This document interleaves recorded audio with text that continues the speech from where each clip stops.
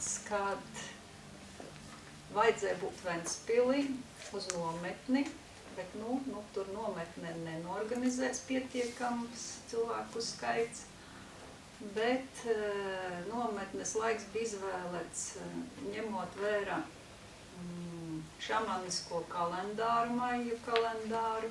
Līdz ar to šīs dienas ir ļoti spēcīgas, īpašas no dažādiem aspektiem. Un tad, par cik tur nenotika, tad mēs ar Ingu runājam, ka varbūt vajadzētu mums šeit. Arī norunājam par datumu, viņa saka 7. vai 8. Es saku, nē, manā sajūtas ir 8. Un 8. pats par sevi ir bezgalība. Te pašā laikā tie ir dzīvības nāves vārti, kas man pašai zināmi no savām pieredzēm. Un tad vakar viņa zvana, viņa saka, tu zini, grupa nekomplektēs, ļoti maz ir. Es saku, labi, kaut vai mēs 2, 3 tiksimies, bet es vienkārši jūtu, kad ir jābūt šeit, un mums ir jātiekas, vienalga, kuri tiek, tie tiek, un kuri netiek, tie netiek, jo tāpēc, ka šodien šitajās dienās notiek gan pie Vītolim, notiek gan Maijai Kadiķei, gan Intai Blūmai, ļoti daudzi pasākumi dažādās vietās, un tātad šie te interesēši, arī Matīsam notiek nometne, tā kā zinošie un varošie ir izklikuši pa visu Latviju, un tas ir arī likumsakarība, ka katrs izpildā savu lomu tanī vietā, kur viņš ir, un kur viņš tanī brīdī tiek. Tāpēc arī kā likumsakarību man vēl atsūtīja draudzene no Rīgas šo te uzrakstu, ka 8. datums ir Lauvas vārti, kuri atveras no rīta 8 līdz vakara 8. Un ka šis te laiks ir jāpiepilda ar vecās lietas atlaist, pārkārtot, saharmonizēt un jaunās ienest šeit. Izveidot sev vēlamās formas, intereses, darbības, lai varētu pēc tam uz priekšu jau darboties pa jaunam. Un to dod. Šie te Lauvas vārti ir katru gadu, tikai tur tie datumi tur precizējās. Bet vizuāli ir tā, ka dabā viss notiek savā laikā, savā ritmā, savās dienās un tikai tajās dienās. Līdz ar to tie, kas organizēs, tie, kas pastrādā, viņi enerģētiski caur šiem te Lauvas vārtiem izējot, iegūst paplašinājumu apziņu. Tie, kuri neinteresēs, viņi paliek vēl šim pusē un viņi turpina darīt šīs ikdienišķās lietas. Tad, kad garīgums aug, apkārtēji aug, rada vidi, lai arī pārējiem papildinātu savas zināšanas, jo situācijas vienkārši spiež. Tāpēc man Inga te arī ierosināja par šo te likteni, par likteņa vadīšanu, par to, cik tad mēs nosakam, cik mēs nenosakam. Tagad mūsu likumsakarībās es labprāt iepazītos ar visiem klātesošajiem, ar vienu precizējumu vēl, kad nosauc savu vārdu un parāda darbību. Un mēs pārējie šo te vārdu atkārtojam un atkārtojam arī darbību.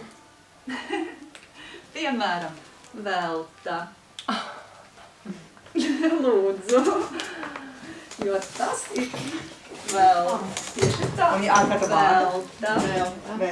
Jā, sērogas. Lūdzu. Edīte.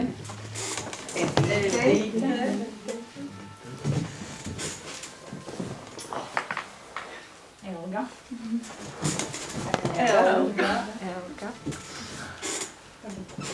Varam stāvēt kā grib. Tā, kā grib. Sīta.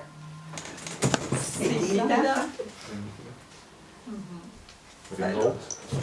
Ringolds.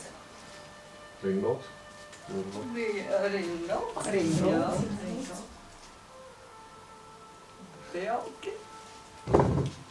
Nu, mēs stāvam. Inga. Inga. Inta. Inta. Inta. Vanda. Vanda. Ilona. Ilona. Ailita. Ailita.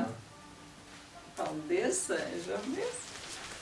Jo šī darbība ir tā, ka mēs iepazīstam enerģētiski viens otru.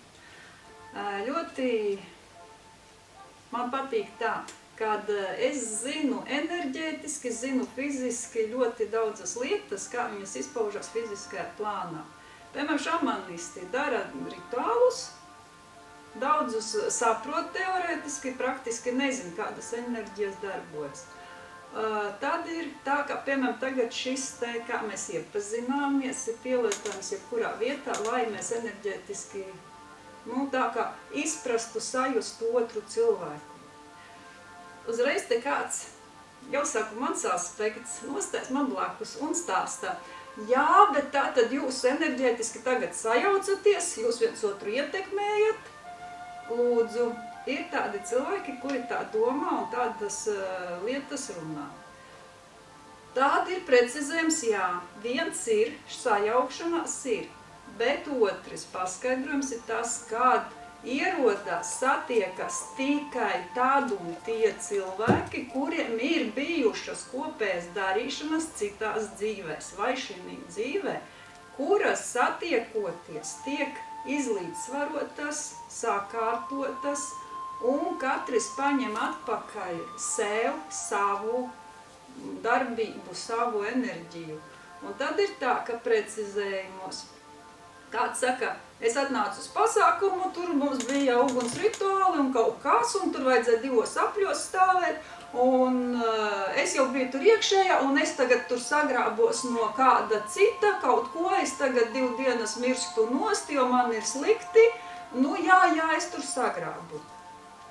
Cilvēks nevis sagrāba, tāpēc, ka kāds tur kādam sūtīja vai kaut ko darīja, bet esot šī uguns rituālā, viņš saslēdzas ar to vietu, saslēdzas ar uguns enerģiju, vairinu grupas enerģiju un savāca atpakaļ savu enerģiju, ko viņš kādam bija darījis. Ja viņš pats slikti jutās, tad viņš kādam kādā laikā bija kaut ko sliktu darījis. Ja viņš pēc šāda uguns rituāla vai vienalga kāda rituāla vai grupas darbības jūtas piepildīts harmoniskas, tātad viņš citā laikā, citur ar šiem klātesošiem cilvēkiem ir bijis ļoti harmonisks, labvēlīgs, izpalīdzīgs, un tad viņš aiziet un jūtās, kā 9. debesīs, ļoti piepildīts.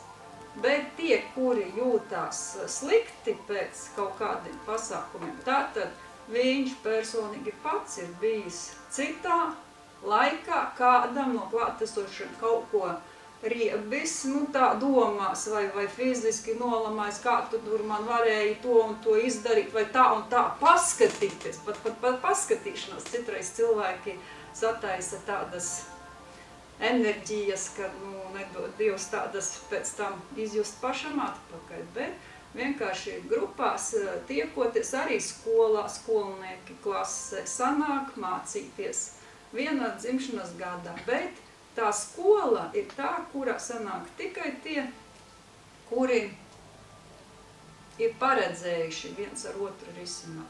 Arī skolotāji un apkopēji, garderobisti, visi ienāk tādā kolektīvā tikai tad, kad viņam ir kaut kādas situācijas risināmas ar tur esošajiem cilvēkiem. Tik līdz viņš ir izrisinājis, viņš var mainīt darba vietu. Ja viņš to sajūt kā enerģētiski savu misiju, tad viņš pielāgojas jebkuriem. It kā, redz, viena porcija skolnieka aizgāja, atnāca nākamie. Tātad viņš pa citām dzīvēm ir strādājis tik daudz, ka viņam šie te visas plūsmas visu laiku ir bijušas šādā pat veidā darbībā. Un viņš ir neitrāls, viņš tikai izpildā neitrāls tāpēc, ka viņam nav personīgas vairs darīšanas ar kādu, bet viņš ir tēls, kurš izpilda no klātesošā kādam lomu. Un tā ir tā misija, ko kādreiz cilvēki uzņemas, kad man ir atstrādāts personīgi, bet es vienkārši pārzinot lietas, tad varu pārējiem dot šo te, kā atspūgu. Un tad ir, kad cilvēki saka, jā, par mani saka to un to, es jau tāds neesmu. Jā, tāpēc, ka cilvēks redz atspūgu, neredz patieso būtību. Jo man bija viena dziedniece ļoti gaišadzīga, un kurā pareģoja nākotni cilvēkiem, atnāca un ārstēja un dziedēja. Un tad es eksperimentu uztaisīju uz viņu, paņēmu enerģētiskā laukā, parādīju viņai sev priekšā citu ainavu par sevi no cita laika. Un tad uzdevu domās jautājumu, ko tu redzēsi? Vai tu mani tagad neredzēsi, vai tāda, kāda es biju tanī dzīvē? Jo tanī dzīvē es biju ļoti slikta, tur vagars un tā. Un tad viņa man uzreiz, ko tu tur, tas ir tāds despots un tāda aprakstīja mani vagara lomu. Un tad es nekā neteicu, tikai pēc tam, viņa atgāja no manis nost, un pēc tam es domāju, tagad, lūdzu, paskaties objektīvi, vai atbilst tavs redzējums ar to, kāda esmu tagad. Un tad viņa man zvana un saka, piedod, es pat tevi tā teicu, bet es sapratu, ko man parādīja un kas parādīja.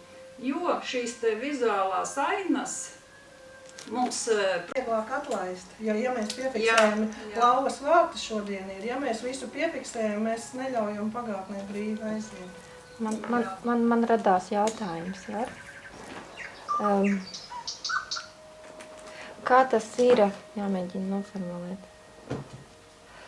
Ja laiks neeksistē, ja viss ir tā kā vienā laikā, tad man radās jautājums ar to piemēru par to veltu, kura bija kā vagars, un velta, kurai šobrīd ir pavisam cita sirds tīrība. Tad kā tas iet kopā, ja nav laika?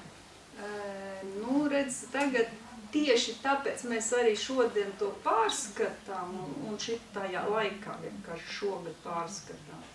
Jo Matīs, kas sāka rādīt tos savus aspektus, tad, kad es sapratu, mani jāapzinās, es tāda, kādas esmu, kādas esmu bijusi citos laikos, un tas ir šeit vienā laikā, tā kā visi saka, ka nav laika.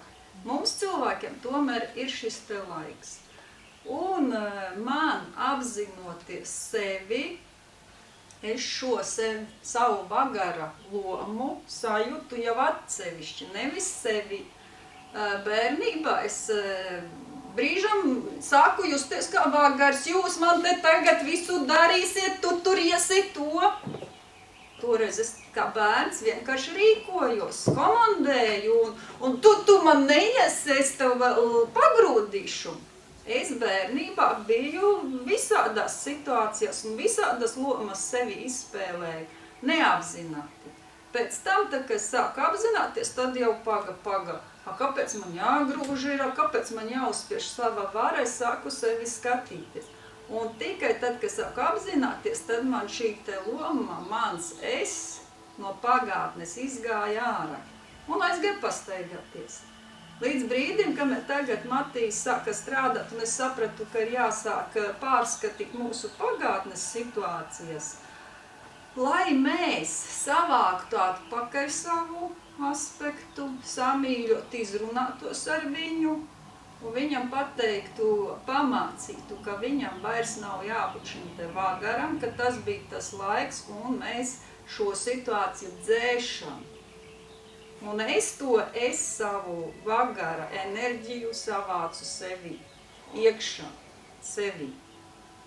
Un tad sanāk piramīdas efekts, tas vizuāli izskatīsies. Šeit esmu es ar tiem visiem saviem aspektiem, dusmīgais, apvainojies, agresīvs, priecīgs, smieklīgs, zīmējošs, dancojošs, kādus vēl varat nosaukt? Visi šeit. Tiklīdz es sāku apzināties, piemēram, man nav jādusmojas.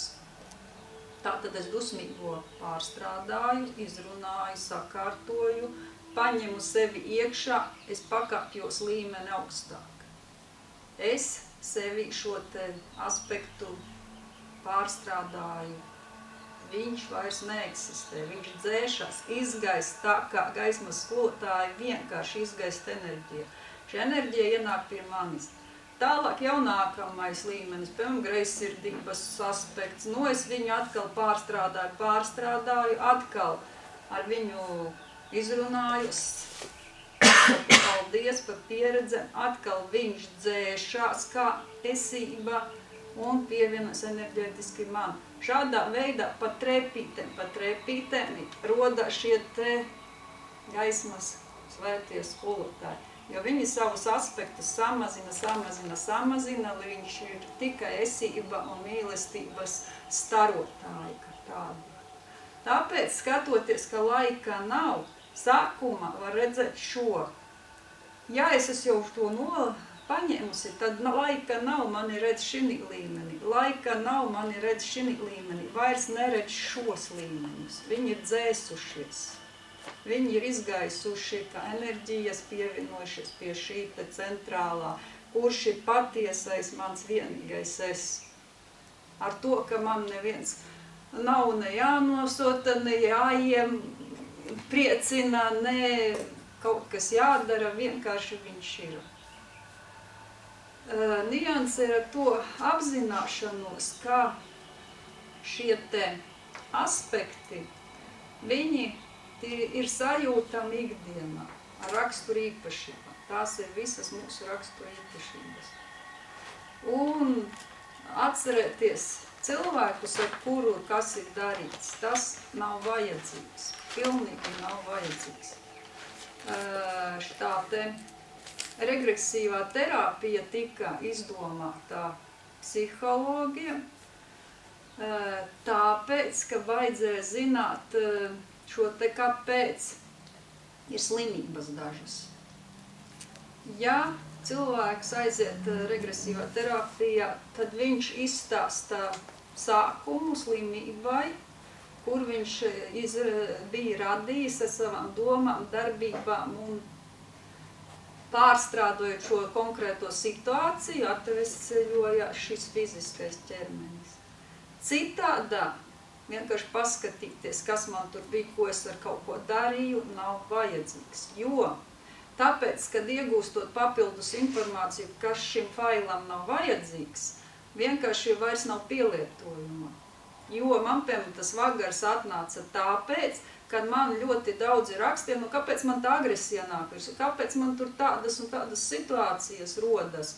Un tad man parādījās šis te, redz, kur tavs aspekts klaiņoja vēl, bez tavas uzraudzības, jo viņš tādā laikā tāds bija. Viņš gribēja pierādīt, ka ir vara, spēks un viss tas tur notikās. Līdz ar to, tad, kad es viņu apzinās tikai tagad un šodien, kad ir vārti vaļā, es viņu varu samīļot, pārstrādāt, palaist kā enerģiju uz sevi. Un to nevar izdarīt, kurā katrā dienā ir vajadzīga šīs te īpašās dienas. Vēl jautājums, kāpēc un kā viņš radās? Radās tas ir tad, kad pasaule no laika gala, no sākumā bija ļoti dzidra, tīra, viss plauka ziedēja un cilvēki bija ļoti piepildīti laimīgi. Savukārt, mēs neesam vienīgā visuma daļa, ir citas, no kurienes ienāca citi, kuri bija savādāk. Viņi ienesa mums šeit, šī zemes dzīvē, atšķirības un tā kā, bet viņš ir tāds, mēs visi vienādi, mums ir garlaicīgi, mēs sākam kopēt to, ko ienesa cits. No sākuma tas bija neitrālas emocijas, darbības, paplašinās un līdz ar to viņš piesārņoja šis te. Jo mēs gribējām zināt, kā tas ir, viņš taču ir savādāks. Es arī gribu pabūt savādāks, atšķirties no visiem pārējiem. Un šī te vēlme ar vien vairāk aizgāja līdz tam, kad jau rada šie te karotāji, pakļāvēji, jo gribēja izjust būtību, kā tas ir būt. Bet tad, kad aizgāja līdz karotājam, kurš nogalina, protams, sistēmā ir liktenis, kurš vērš atpakaļ. Nu, tad, ja tu tā darīji, tad piedzīvo pats to pašu, ko tu darīji citiem. Un tad jau sākās, mani sita, mani pēra, mani badināja citā laikā, citā dzīvē, jo es to biju darījusi uz citiem. Un tikai tad, kad es atkal apzinājos, kad tā, es vairāk negribu justies, tikai tad, kad es apzinos, tad es varu šo te atkal savu pieredzi savākt atpakaļ. Tad sanāk šādi te kā piramīdai. No sākotnējā paplašinājuma, tagad ir šī te pamatne, un mēs atkal dodamies atpakaļ uz augšu. Kurā līmenī, kurš esam, tas atkarīgs no mūsu rakstura īpašībām un prasmē, bet mēs esam šī te piramīdas daļā uz augšu.